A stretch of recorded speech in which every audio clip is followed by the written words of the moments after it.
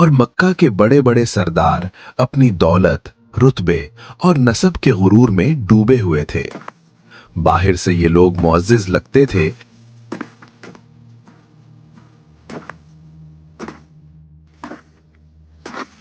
लेकिन अंदर से इंसानियत की सबसे निचली सतह पर गिर चुके थे।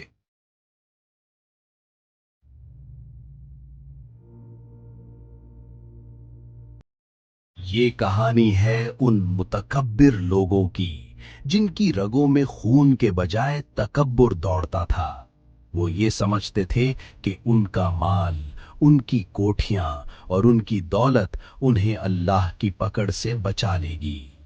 लेकिन अल्लाह रब्बुल इज्जत ने इसी गुरूर को तोड़ने के लिए एक ऐसी सूरह नाजिल फरमाई